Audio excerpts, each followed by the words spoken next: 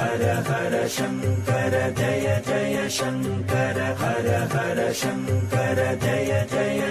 வேத சாஸ்திரத்தில் மரங்கள், செடிகளோடு இலைகள், தண்டுகள், பழங்கள், வேர்கள் போன்றவையும் புனிதமானவையாக கருதப்படுகின்றன. இந்த வகையில் வழிபாட்டில் எந்த இலையை வைத்து வழிபட்டால் என்ன பலன் கிடைக்கும் என்று பார்க்கலாம். வாழை இலை மிகவும் புனிதமாக கருதப்படுகிறது. வாழை மரம் விஷ்ணுவுடன் தொடர்புடையதாக கருதப்படுகிறது. புனிதமாக கருதப்படும் இந்த இலையின் மீது பிரசாதம் வைத்து கடவுளை வழிபடுகிறார்கள். ஜோதிட சாஸ்திரப்படி முதிர்ச்சியடைந்த வாழை மரத்தை வழிபட்டால் வியாழனின் ஆசி கிடைக்கும் என்று சொல்லப்படுகிறது. காலம் காலமாக வெற்றிலை கடவுள் வழிபாடுகளில் பெரும்பாலும் இடம்பெறுகிறது. வெற்றிலை பூஜைக்கு மட்டுமன்றி ஜோதிட பரிகாரங்களுக்காகவும் பயன்படுத்தப்படுகிறது. வெற்றிலை புதன் கிரகத்துடன் தொடர்புடையது. துளசி விஷ்ணு வழிபாட்டில் துளசி முக்கிய இடம் வகிக்கிறது.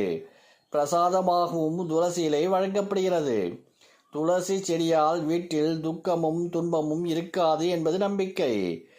மேலும் வீட்டில் இருக்கும் எதிர்மறை ஆற்றலை களைய துளசி நீரில் வீடு முழுவதும் தெளிக்கப்படுகிறது. மா இலை அனைத்து சுப காரியங்களுக்கும் வீட்டில் பிரதான வாசலில் மா இலை தோரணம் கட்டப்படுவது வழக்கமாக உள்ளது. மா இலைகள் எதிர்மறையை நீக்கி நேர்மறையாய் பரப்பும் சக்தியாக பார்க்கப்படுகிறது. அதோடு மா இலையில் மங்கள சக்தி சுப காரியங்களில் ஏற்படும் அனைத்து பிரச்சனைகளும் நீங்கும். வில்வ இலை வில்வ மரம் மற்றும் அதன் இலைகள் சிவபெருமானுடன் தொடர்புடைய இலையாக கருதப்படுகிறது. சிவ பூஜையில் இந்த இலைகள் பெரும்பாலும் பயன்படுத்தப்படுகின்றன. இதன் மூலம் சிவனின் அருள் பரிபூரணமாக கிடைக்கும். எருக்க இலை சிவ பூஜையில் எருக்க இலைக்கு சிறப்பு இடம் உண்டு. சிவபக்தர் எருக்கலை இலையில் ஓம் என்று எழுதி சிவலிங்கத்திற்கு அர்ச்சனை செய்தால் சிவபெருமானின் அருள் விரைவில் கிடைக்கும் என்பது நம்பிக்கை. ஷாமி இலை வில்வ இலைகளைப் போலவே ஷாமி இலைகளும் சிவபெருமானுக்கு அர்ப்பணிக்கப்படுகின்றன. வில்வ இலைகளை சமர்ப்பிப்பதை விட ஷாமி இலைகளை சமர்ப்பிப்பது பல மடங்கு புண்ணியம் என்று கூறப்படுகிறது.